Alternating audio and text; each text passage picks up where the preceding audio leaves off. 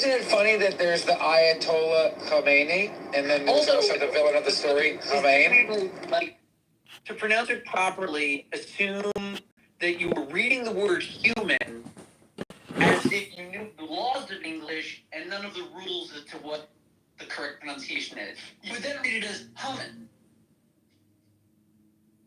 That's pretty close. Maybe that's why everyone calls it Haman. Oh, it's in Hamantashen. Nobody says Hamantashen. Hamantashen. Hamantashen.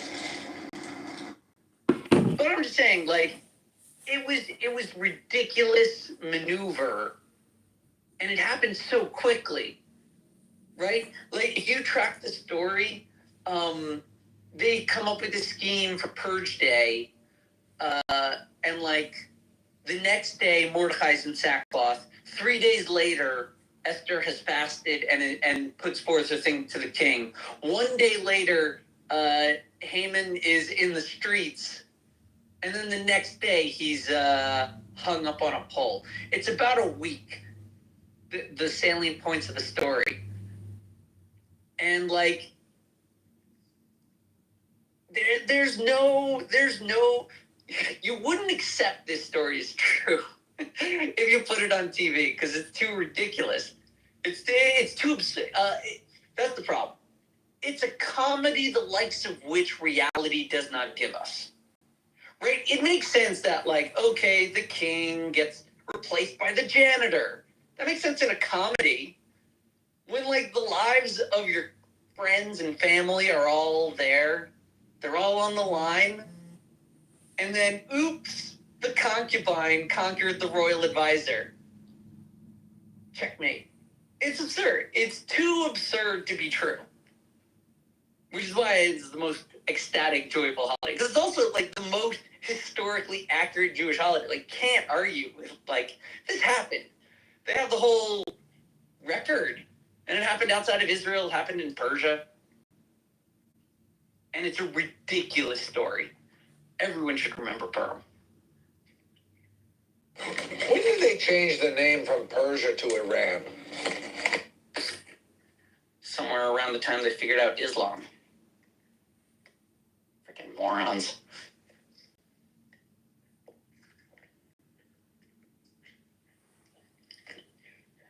Persia will come back. Good names have a habit of doing that. People, stop asking me questions. It's a holiday. So if I got a question for you. So like if the Jews worship the moon, We don't. you don't worship it, but like why is this feast on a moon, on like a full moon?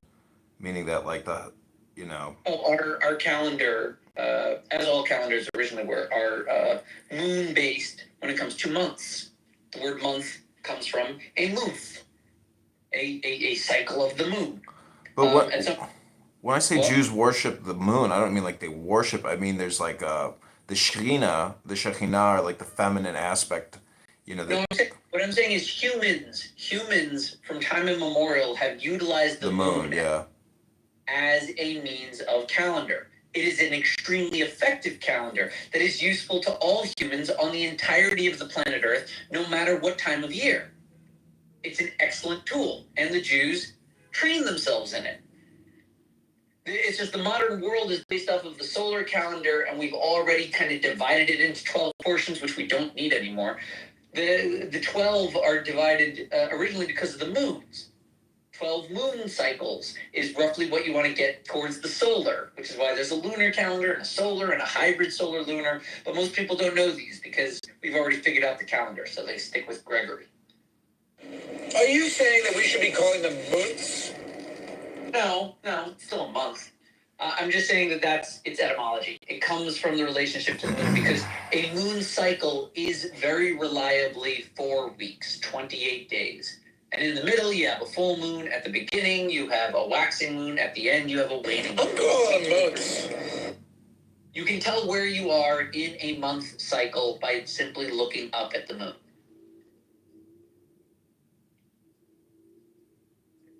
These are just some of the ancient wisdoms that the Jews continue to teach themselves.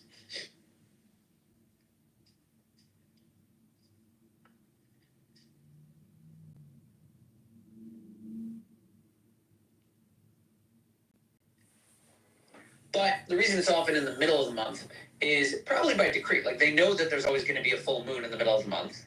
That means extra light. That means a little bit safer outside.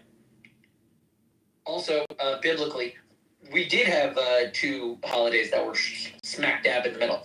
Passover and Sukkot are both right in the middle of the month. And those are two of the most important holidays. They actually anchor the year. One is the autumnal holiday. The other is the vernal or spring holiday. Calendars. So, you know, like I'm looking at this verse or this chapter, it's called Haman's Intention. It says, "Wherefore Haman sought to destroy all the Jews." So, do you think Judaism is like an all or nothing position and political, you know, in essence? I mean, a lot of people who say they hate the Zionists, like, I just don't see how Judaism is not political internally and externally. It is political, right? So I mean, it's an all or nothing position. So Haman takes All or nothing position. That feels like some absolutist thing a Sith taught you to say. no. This is no. I mean, that's in cognitive behavioral therapy. That a lot of people, and one of the reasons why they have difficulty is because they're in a constant state of all or nothing positioning. Like Okay, Judaism not in a position. Yeah, whatever the heck that means. Only a Sith deals in absolutes. Yeah, what do you mean? You mean like that people that are Jewish are in the tank for Judaism? Because like no, I'm that's not I'm talking about in context of like a lot of these atheist rooms where okay. they just think it's all bullshit. And so thus Yeah, this is they why have. I come up with the room saying it's low IQ dumb people who hate books but also just words. They refuse to essentially engage in the play. Yeah, fine. So, but what does that have to do with all or nothing reasoning as it applies to Jews? Because like I'm just saying that, you know, with Haman here in the verse Esther 3:6 it says, "Wherefore Haman sought to destroy all the Jews." Yeah. I'm saying it's like the yin to the yang. So There's always something else. there's this dualistic matching of opposites, which is like an essential philosophical tenet, I guess you could say. It's in Taoism, you know, or Kabbalah. You're wondering why people kill the Jews? Like, I don't exactly understand your question. I don't have a question per se. This room is a all or nothing reasoning. What were you seeing that made you say all or nothing? because like if politics is inherent in Judaism and Zionism, the opposite is true, meaning that there's Zionists and anti-Zionists, or there's Freemasons and anti-Freemasons. There's Christians and there are anti-Christians, I suppose. Like every system has its opposite corollary politically, maybe not entirely esoterically, but politically. A lot of the Jew hate we are witnessing is like if you go to Dan Bilzerian's account and you can see that it's like stupidity upon stupidity. It's like a lack of understanding psychology and philosophy combined with a political reaction, meaning that there is a sentiment that Jews are the all or nothing root cause of all problems. And you see this with Elon Musk and all of these people that are essentially have like this anti-Jew sentiment in, you know, this online platform. Not this platform, but like X, etc. It's I think you misunderstand the role of the Jew in the modern discourse of politics. You're right that they are being used. There is a role for the Jew in the modern discourse of politics, but it has very little to do with Judaism, or really, I would say, anti-Semitism. It's not really about either of those things. It's more a marketing issue. It's a question of brand recognition. If I talk about my discovery of the cabal of Burmese bankers that were controlling the world, I get very smattering of applause. Nobody knows who the Burmese are. People don't know their history. I could pick, let's see, the Uyghur Turks, right? Where did the Uyghurs come from? And why did we care about the Uyghurs? And why have we never heard from them since? And what is their religious persuasion? It's not as effective to discuss areas that other people aren't even familiar with, right? Part of the reason people talk about the Jews is because they don't have anything better to say. They haven't actually investigated any of the issues, but there is one strange sound that exists through all theories, in all cultures, in all histories, and when you make this sound, people will pay attention because maybe this guy has something to say. And strangely, that sound is Jew. When you say the word Jew in whatever plan you have for your country, for your race, for your gender, people's attention perks up. Strangely, they start paying attention.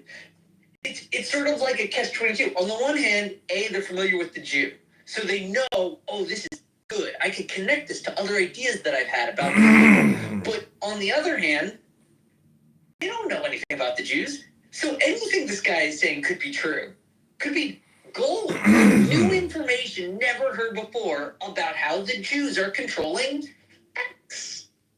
It's another point to consider. And you have to realize, it's not that it's true, or that anyone thinks it's true, but it's a new idea worth considering, and it connects to a whole bunch of other ideas through the magic of the word Jew. I can be talking about sporting events, gambling, crime, Islam, Mandarin. I could talk about any of it. And the word Jew will somehow fire off neurons in people's minds, connecting the truth of all of it. Now, the reason I highlight all of this, the effectiveness of the marketing title, that is the word Jew, the power it has over people's minds, it ends up being a canary in the coal mine, which is a metaphor, which means it indicates something is wrong. When people utilize the word Jew in their theories and their discussions and debates, it shows everyone a new idea of something someone might be saying, and it also tells them, you're a moron, that you're grabbing the literal bell sound to just grab my attention. You're not adding anything because all you did was say the word Jew, and everyone started to listen because maybe he had something. So it acts instead to identify who actually has something to say. Because I guarantee it's never the person that uses the word Jew.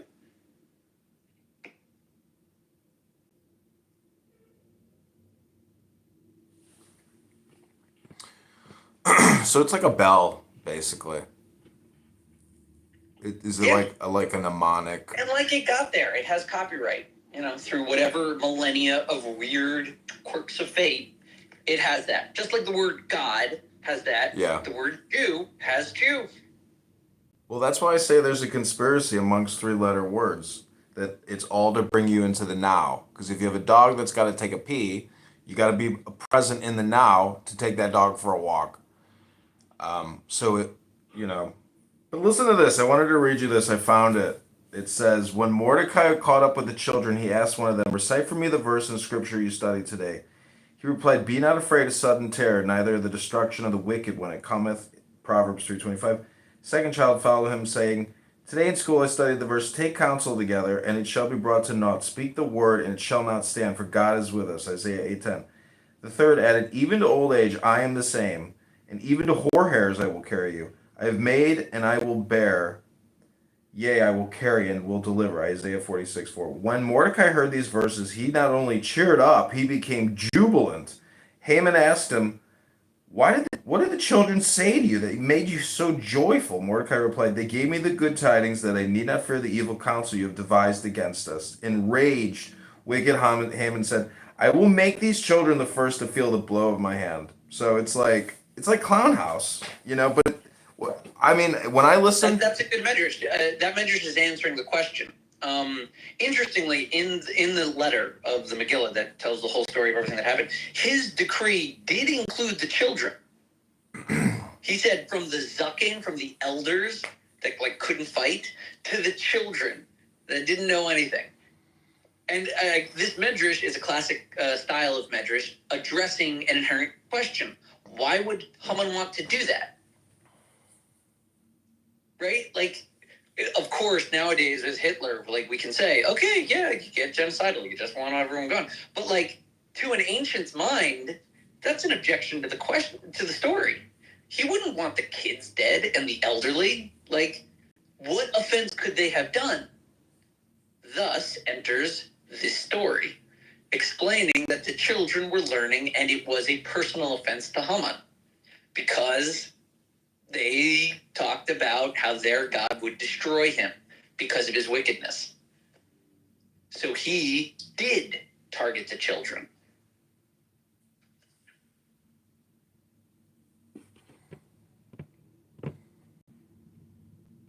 So the people who wrote this, do you think, I mean, it's literal and then they create like more of a drama, Well, almost like these... it's questionable. Well, since the midrash is like written by their style, it's sometimes one or the other. Sometimes it's a story of like what actually happened as was told from the ancestors. Like the commentators on the Megillah are not that far removed from the authors of the Megillah. Megillah is like a very late book in Tanakh. It's after the destruction of the first state already. It's after a very developed state of Judaism with like already a library and like prophetic reasoning, and they already are capable of interpretation. So like when they read this medrash, it could just be a story of what actually happened and what they pieced together as to why he made a decree on the children.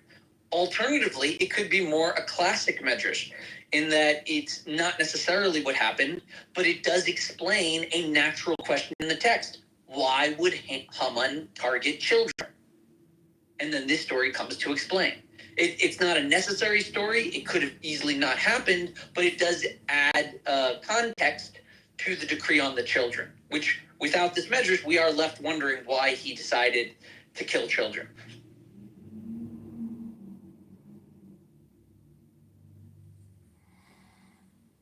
So what do you think about this part here? It says, after he had set it up, he measured himself against it. At that, a divine voice spoke up, saying, these gallows fit you fine. Indeed, these gallows have been ready for you ever since the 6 days of creation. And that's with regards to Haman. So, I mean, like, by setting up the gallows to kill Mordecai, he's, like, killing himself. So it's like, yeah. Well, they're commenting on it. This, again, could be like a mixture of medrash throwing in. This is commenting, saying that we know that he built up the gallows himself, which is already strange. He was an advisor to the king. He could have had, like, a handyman do it, but, like, he personally wanted to destroy Mordecai. And it's saying that he literally did use his own measurements. They're saying that they're highlighting another irony in this story, that not only was he tried on his own gallows, but he properly fitted himself for his own gallows unintentionally.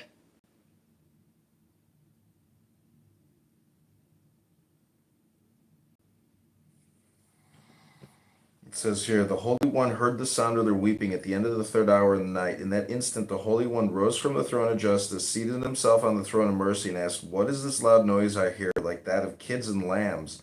Moses, our teacher, stood up before God and said, Master of the universe, Ribono Shel Olam, these are neither kids nor lambs. They are the little ones of your people who have been fasting now for 3 days and 3 nights, and tomorrow, like kids and lambs, they will be made to stand up for slaughtering. With that, the compassionate Holy One crested, and he broke the seals, tore up the letters of doom, and that night cast dismay on Ahasuerus. Right, because that's the thing. If you track the story, it's really crazy how Ahasuerus sort of turns on Haman. It starts with the first. It's really like seeded beautifully, like foreshadowed. Like really, if you're paying close attention, at the beginning when Haman asks to destroy all of the Jews, he says there's like this evil people, and we're going to wipe them out, and I'm going to pay you for it. That's his first mistake, right? If there's a bunch of evil people in the kingdom, and you're killing them, right? And you're telling the king about this. You're like, hey, king, here's a bunch of evil people. We're going to wipe them out. Why would you be paying him for it? Shouldn't he be paying you? You're helping him. You're saving him from evil people in his kingdom. When Haman pays him, it's implicit that the king is going to lose out on this deal, that Haman feels the need to compensate him. It's some of these like little touches that pop up. But now the king doesn't comment on that. Oh, he does a little bit. He questions him at the time, and he gives him the ring, so he like pushes the authority off onto Haman. But he doesn't exactly know what's going on, and he doesn't trust this, because earlier in the story, he also kills his wife, this king. Ahasuerus killed Vashti because she wouldn't show up and dance in front of his friends. And his advisor, right? So Ahasuerus has a weird relationship with his advisors. His advisor says, oh, just kill her because she should have done what the king said. And the king did kill her, which was a bit of a mistake because she was the one with the royal blood. He was more like a general that married in, so he was a little insecure about it. Either way, he has her executed, and when he sobers up the next day, realizes that was a terrible mistake. He shouldn't have killed his wife, and he's really upset about it. To which his advisors come with more ideas. They say, oh, we'll give him extra wives. That's where he gets Esther from, right? Because he killed Vashti, he finds Esther in the beauty contest and throws her into the harem. Plus, they make a decree throughout all of Persia. You'll love this decree. All women must obey their husbands. So that should settle the issue that the king was having with his wife. So you see the king keeps doing these like big, broad decrees because of failings in his personal life. But because of those, now Esther is there. When Haman has his strategy to like kill all of the Jews, Mordecai immediately goes into like sackcloth, and he is praying for salvation. Esther hears about the sackcloth. She also heard about the decree, but like she was more concerned about the sackcloth, and she asks him what he's doing. They bicker a little bit, and eventually they get Esther to fast and show up before the king. Okay, so she shows up before the king. Here's the big trick. Here's the move. When she shows up, she's putting her life on the line because they could kill her, but he grants her a favor, and she's allowed to talk to him. She doesn't tell him immediately. Here's the interesting move. This is brilliant. This is like Jedi mind level conspiracy. Watch out for the Jews because they will control you. This is what she does. She invites the king to a banquet in private with her and Haman. That's the move. It's the whole move. She's a concubine. She doesn't have a lot. She does that. Tonight there's going to be the special banquet, right? King's curious. He doesn't know. They go to the banquet. Haman's there. Ahasuerus, Esther. Again, she doesn't tell him what's going on. She invites him to the next night. For whatever reason, she doesn't tell everything on that night. She waits one more night. After the banquet now, this is when the king can't sleep. When Esther invited Haman to the private banquet, he can't sleep anymore. He's not sure why he can't sleep.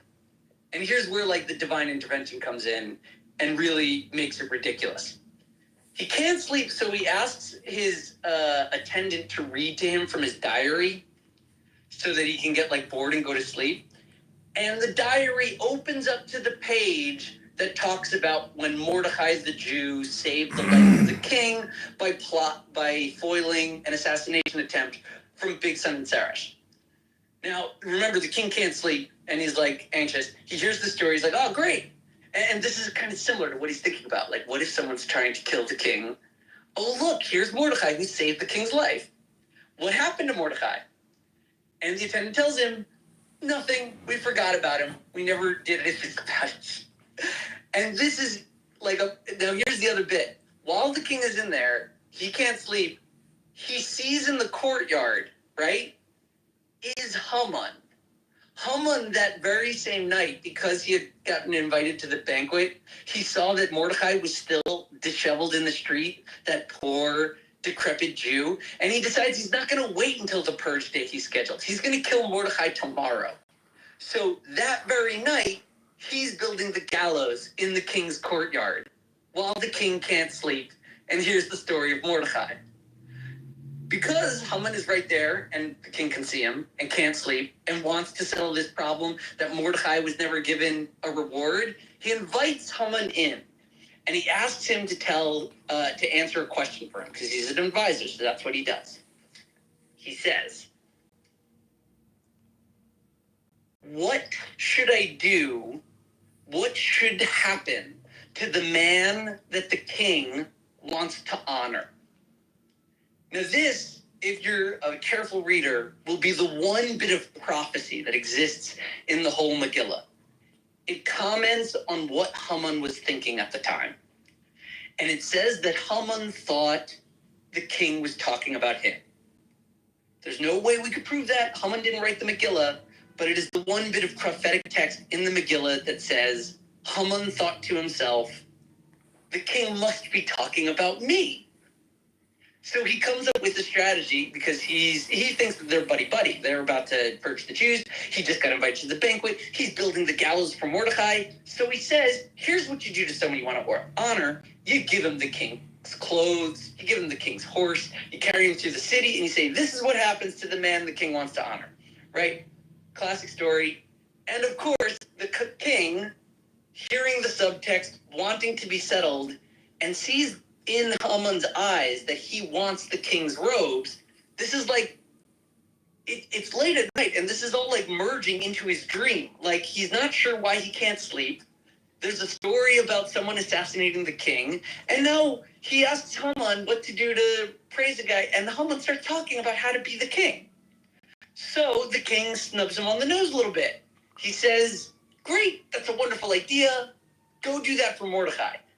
This is when, like, the floor falls out from under Haman, because he's been rolling along, succeeding, planning his purge day, invited to special banquets, and now he has to put Mordecai onto the king's special horse and the king's special clothing and carry him through the town like a servant, the very guy that he was just trying to murder. So this is where it starts to break down. As he does it, as he takes Mordecai through the city, because he does actually have to do it, they also say that Haman, before he became advisor, was actually a barber. And because Mordecai had been in mourning, right, he was concerned about Purge Day, he looked disheveled, and Haman actually even had to snip Mordecai's hair. So he cleaned Mordecai up nice for the parade. And after the parade, he gets like garbage thrown at him because it's like, a big parade and he's exhausted. His wife tells him that maybe it's not a great idea to turn against the Jews. But at that late time, it is too late. He's on to the second banquet. And this is where it all comes to a head. That's where he falls down on his knees. And the king accuses him of trying to steal his wife. And Haman that day gets himself and his 10 kids all killed. And the Jews still survived the Purge Day. It's a crazy story. That was amazing. I love that story. Now I don't have to go to shul. No, you have to hear it every year. This is a ridiculous story. You have to look into the details of this story. It's so absurd.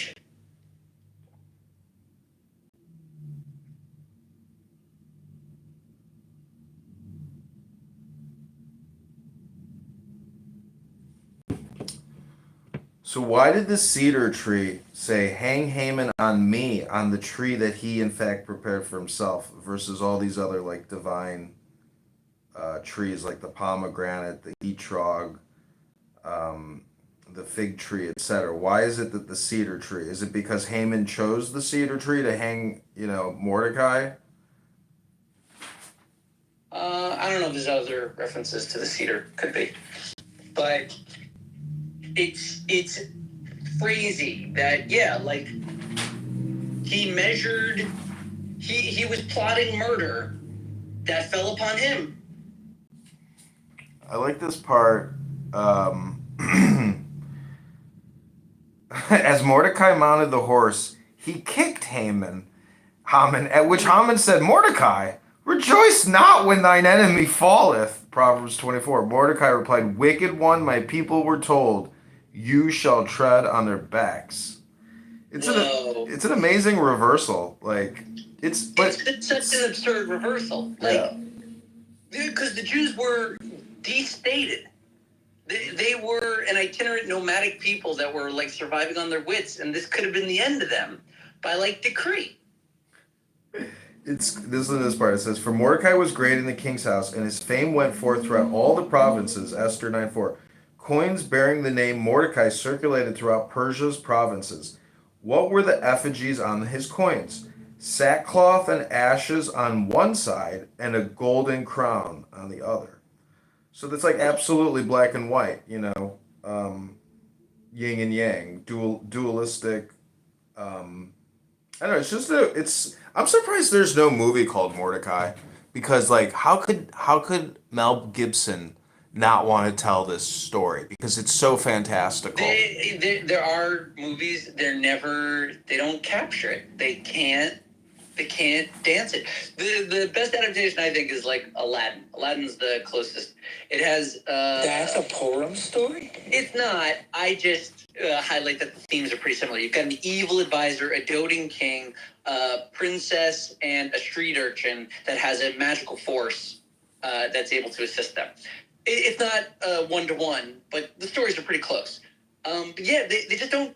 They don't grab it. It's amazing, beautiful, crazy intrigue that flips on its head in a second. I've never seen it. What about Django? That kind of flips it. Did you see that? Django Unchained. I saw Django. Alright, this is not a very good example.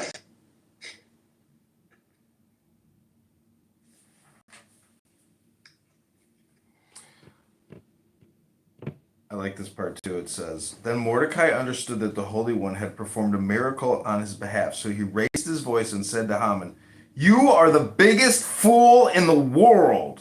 Here I am, seated in ashes. My body is filthy, and I am to wear royal apparel? It is not the seemly thing to do. I shall not put these on until I bathe and have my hair shorn. So Haman, That's right. it's so crazy. It's like Haman the hairstylist. Yeah. Wicked one, did I not know your father, who for 20 years was bath attendant and barber in the village of Kirianos? What do you think about his name, Haman? Because it's like woman, like woe man, or ha man. So it's like a pun. Yeah, Haman is like a pun. All that is like the Jewish humor of divine justice, right? You plot murder, the last act you do is being the one to beautify the righteous man before he is paraded through town. It's what befalls the wicked, right? What was the 1 ounce of good left in Haman? He knew how to clean a haircut.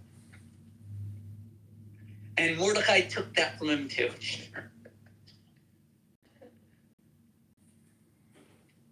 I don't know. Have you ever seen Superman when he fights Bizarro Man or Bizarro Superman? It's like his antithesis Superman. It literally, Mordecai and Haman is like, what are some other examples of Mordecai and Haman in like popular, like I know you said, the Disney. Essentially, Disney uses this like foil. I mean, it's like Shakespearean, right?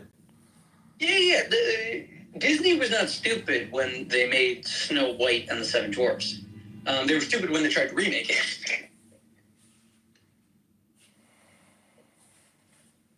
No, they're pulling off of legends and tropes. Cinderella, Sleeping Beauty. They do try to innovate with like more modern ones like Mary Poppins, 101 Dalmatians. But Disney was a technology company. It is a technology company. Cinema is a technology field, especially the propaganda capacity of cinema. The Germans are the ones that innovated in that one most. But Disney knows how to utilize propaganda. They're just sort of doing it for modest capitalistic goals. What about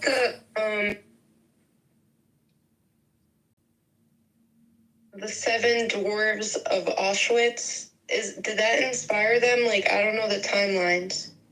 No, I don't know about the Seven Dwarves of Auschwitz. I've never heard of that. But Snow White and the Dwarves is a story. Snow White and Rose Red was the older story. The part of how Germany united as a state was by the sharing of legends and fairy tales. The Brothers Grimm were actual people. They were uniting all of Germany with their shared stories. And the Brothers Grimm are pretty good. Like, they're good fairy tales. But that was them trying to track the oral tradition of Germany as a means of uniting it, because they were several separate kingdoms. under separate authorities with separate religions. But the stories and the linguistics really tied them together.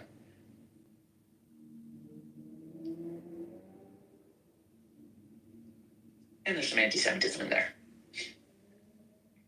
But what can you do? But that's what the Disney was doing. They were grabbing mythology and making it real with images, because then you control all the people, right? If I own the correct version of Snow White, then I control your dreams, basically. Which is why they do that stuff. But they're mostly pretty benevolent with it.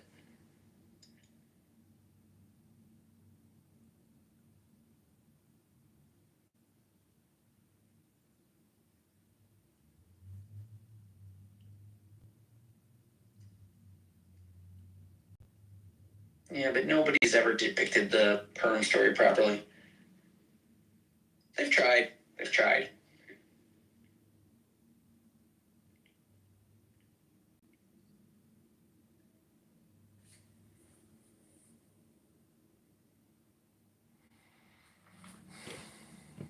Well, even though we may not have a video other than my live stream to commemorate this conversation, I feel like we've done it in our imaginations, and that's good enough. Yeah, probably.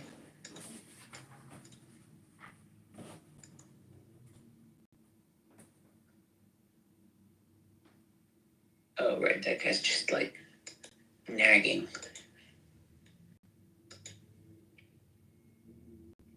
Good. That's fine. Another one. I suggest.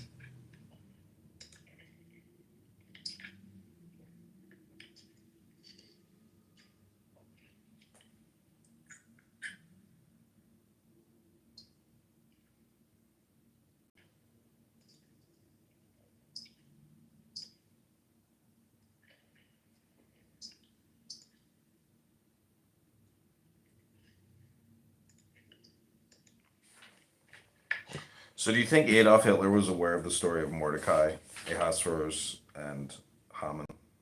No. But they did invoke Permfest at the hanging of the 10. Sorry, I didn't get a lot of sleep last night, so I'm like not 100% Nuremberg trial. Oh, you mean the 10 that were hung on Nuremberg? Was there a connection with that and the Perm story? Could be. I don't know. Yeah, 10 isn't a number. I wonder what kind of wood they used. Oh, when they hung the 10 for Nuremberg? Don't know what kind of Or wood even, what was the guy who went to Argentina and extracted some of the former Nazis, like the Nazi hunter guy? Who's that famous dude? I don't know. Anyways, I wonder what they hung people with in Israel, like if they hung them on cedar tree or had like some component of the gallows. You don't know who that famous Nazi, or what was it, Rudolph or Ike? I can't remember his name. Eichmann, you're talking about Eichmann? He was the capture. Like it's like some famous Mossad operation or Israeli Yeah, military they got operation. him. I'm just wondering if they like in Israel when they do capital punishment, like do they use actual Lebanon like cedar wood from cedar wood? I wonder. I could Google it, but I'm not going to. That's right. Maybe I'll Google it. Let's see. What they use for Saddam? No. Did they hang him? Yeah, they hanged him in Iraq. Oh, that's justice. It's not a bad way to go out. They get stabbed in the ass most times. Justice comes for all of us.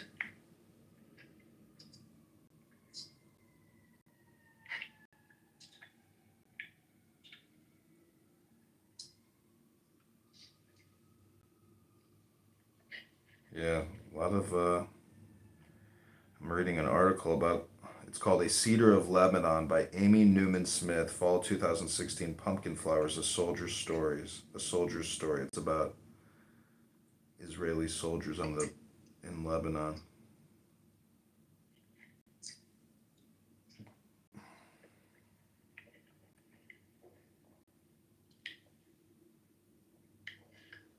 Hezbollah flag flies over the remains of the Pumpkin Fort in southern Lebanon, 2002.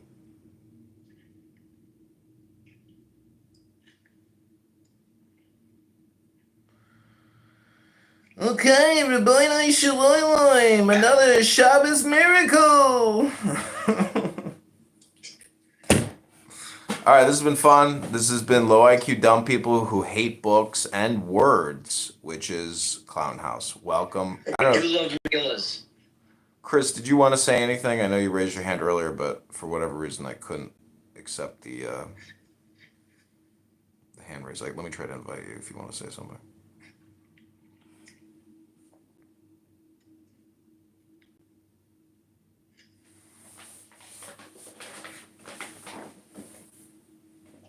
Yeah, I didn't get to read the Megillah like yesterday, but they were doing it every 30 minutes. Yep. But I don't know. I did it a couple of years ago, and I chanted it in Hebrew, but if I read the English version, is it just the story, or what is it exactly? Maybe I should Google it. Yeah, it's the story. It's got all of the components in there. It's technically the letter that Mordechai wrote at the end of the story, explaining everything that had happened and preparing the Jews for the warfare, and then the success of the warfare. Like, man, it worked. So it's like it's the diary that sort of the official record Mordechai wrote afterwards, explaining everything.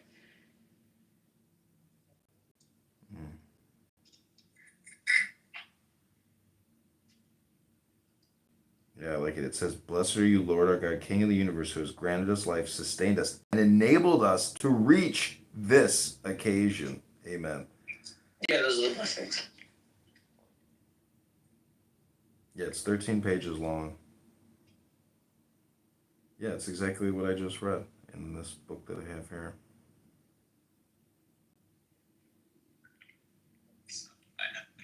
The 10 sons of Haman, the son of Hammedatha, the adversary of the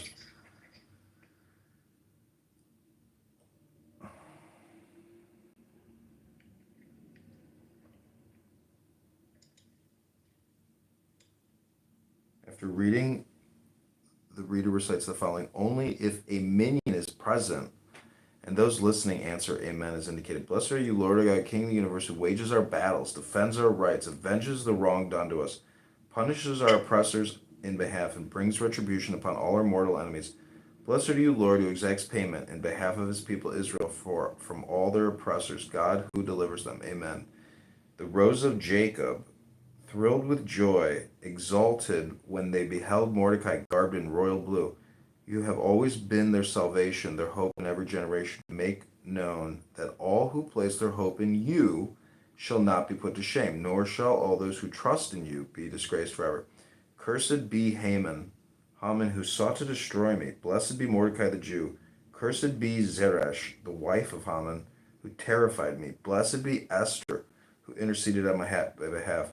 Cursed be all the wicked. Blessed be all the righteous. And may Harvona also be remembered favorably. V'gam Harvona zachor latov. Harvona, what is that? Harvona is, again, like an ironic little bit. Remember how I told you the king kept getting, like, advisors that pop up and give him, like, a terrible idea? So, at the end, when Achashverosh sees Haman in his bedroom with Esther, and he says, "That's it, I'm totally going to kill you," how did Achashverosh know that the gallows were out there? One of his advisors pops up out of nowhere, a guy named Harvona, and he goes, "Hey, Haman was making gallows in the king's courtyard the other night." And also remember Harvona to be remembered for good. Harvona is a man or a woman? He's a guy. He's one of the advisors. He pops up at the end and goes, "Hey, there's gallows right over there, King. Help." It says here that the Ibn Ezra comments on the verse and explains that Harvona may have been Eliyahu Hanavi, the man who always comes to our rescue whenever we need him. He comes to every Brit Milah circumcision and every Passover Seder table. That's interesting. Because also, well, yeah, that's the thing that Harvona is Eliyahu. Eliyahu is reported to like show up and save the Jews whenever, because he never technically died, because he went up to heaven in a fiery chariot. But Harvona is like, again, like an illustration of how tenuous this salvation was. If Harvona was not there, maybe Haman could have talked him out of it. Like, this is a deep relationship. He just needs a few words. Harvona comes in at the at the last second, and he goes, "Hey, we can kill him right now. There's gallows over there."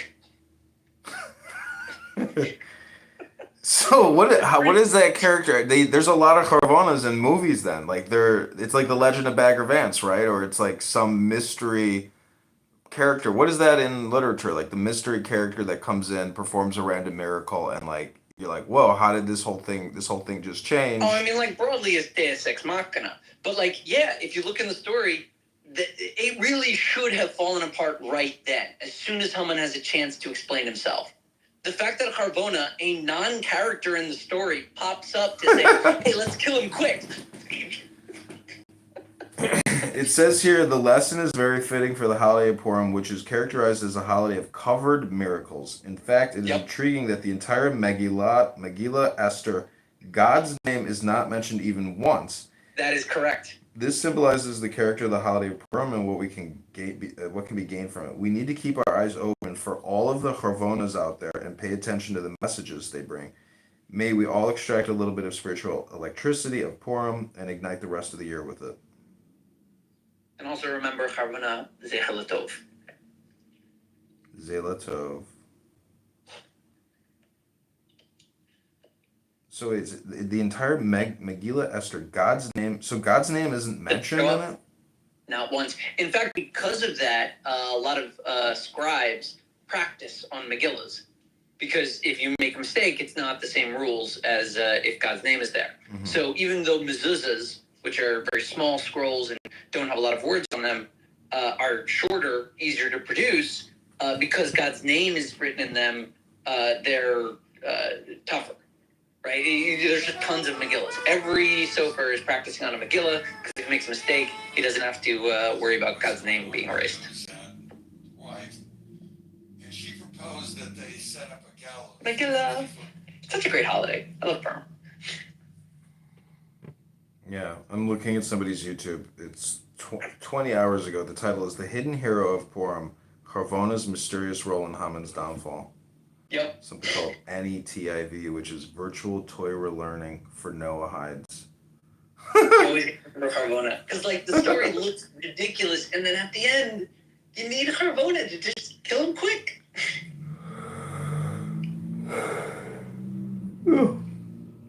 Harvona. How does that word break down in Hebrew, I guess? No, it's not Hebrew. Don't forget, they're in the Persian court. Most of these names are Persian. Achashverosh, might have been Xerxes or Darius, one of those folks. Okay, well, I'm going to leave this room. You're more than welcome to stay, or I can just end it. Danny, Ape, anything you want to say as we enter the Shabbos?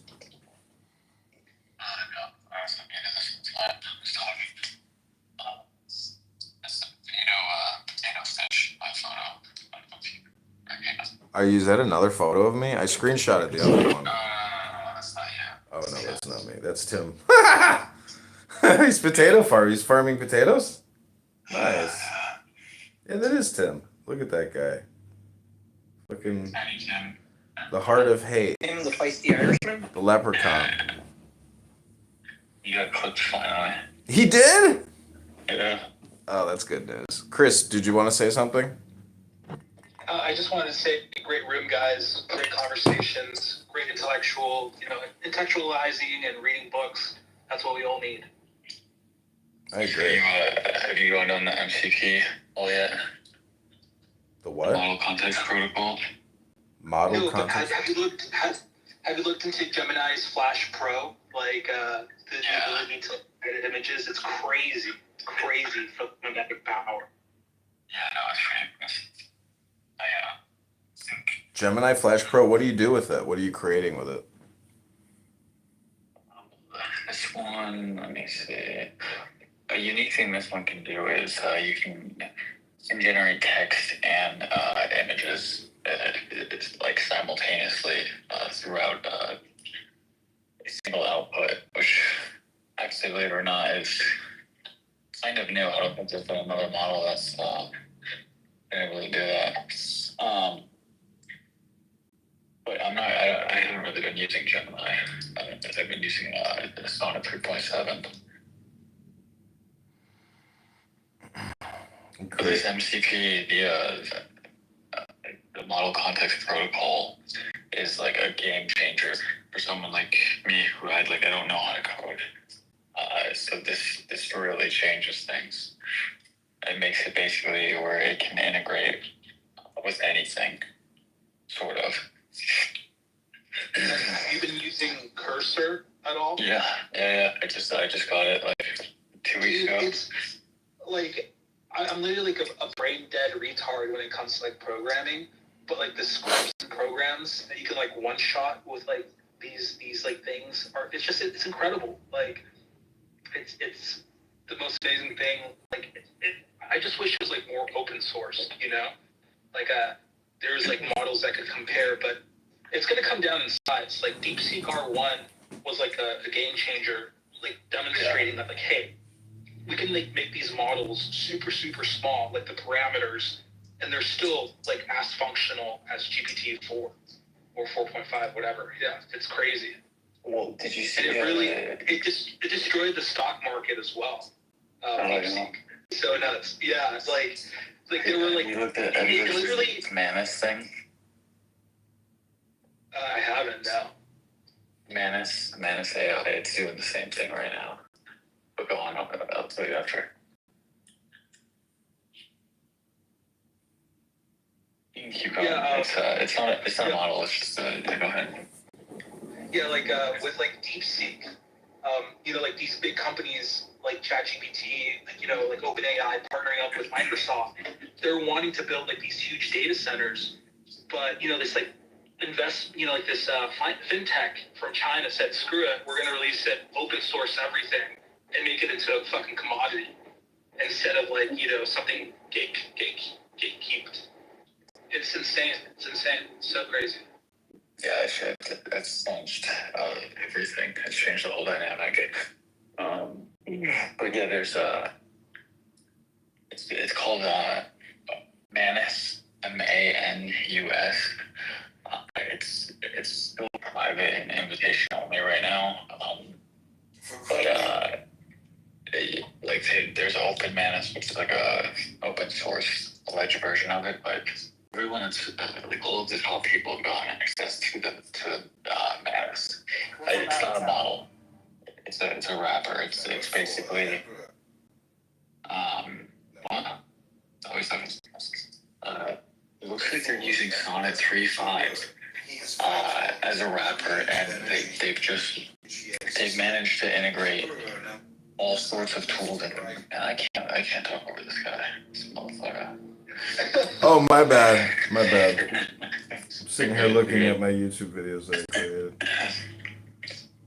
But yeah, like Manus, although I don't know. It's like the wrapper, from what I've heard about it, like the prompt that they use on Sonnet, it's like extremely deranged. Like it's like you're like a coder that your grandma is dying and like you perform like at a 100% level or whatever. Yeah, it's literally like Klein, I thought.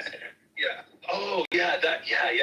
It's like you're getting better like results from like these, you know, neural networks just by like putting better shit into it, you know, by better prompting. It's crazy to think about.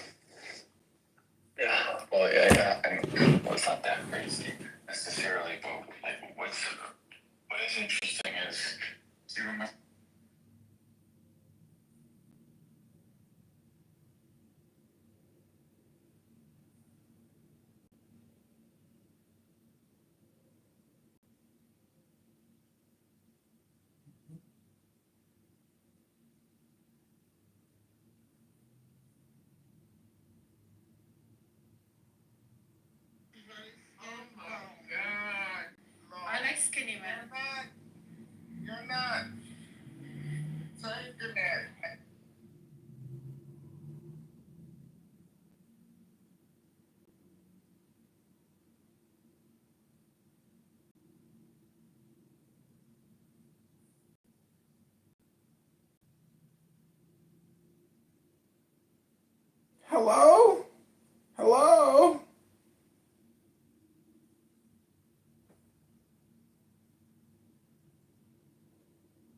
And the lead to the Fox Business story reads, the Department of Government Efficiency now claims its waste shredding measures have netted a staggering $115 billion in savings. The agency, which has been tasked with cutting waste, fraud, abuse, and corruption in the federal government, has updated its figures to reveal the huge sum, which comes from a combination of canceling contract leases, stopping fraudulent or improper payment, and canceling grants.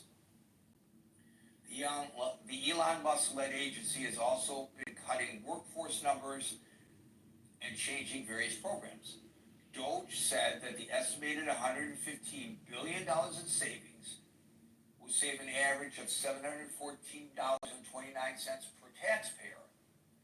The website bases the average save per taxpayer off the 2022 figures of 161 million individual income taxpayers.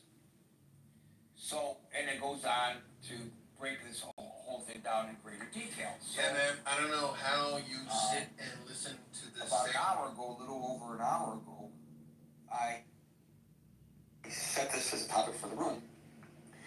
And almost immediately in the chat, the Facebook Messenger chat, which is linked above, somebody pointed out that that assertion by Musk et al. Needs to be challenged or has been challenged. Now, obviously, the people who run this website, as Musk has a motivation to show that they're making great savings, they apparently have a motivation to show that he has not.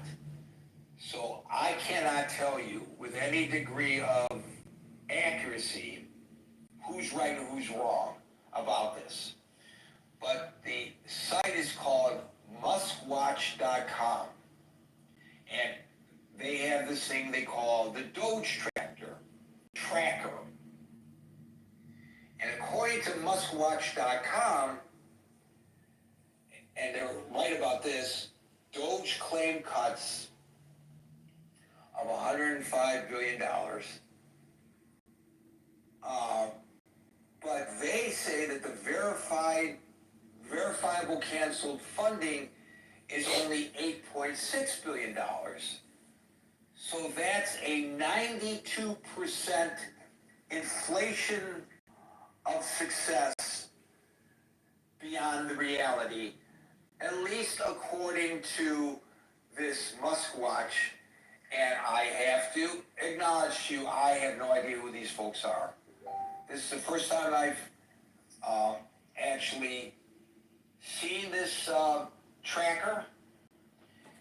It was just linked to in the chat, and I use this to show that there seems to be a major disparity in the figures here.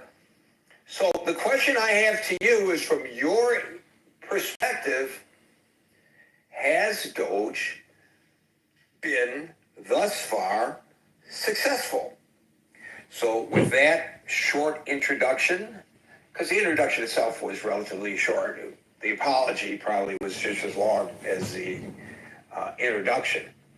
I will start calling people in the order in which I see them on the stage, and I'm so happy to see so many people want to sound off on this. And today that order begins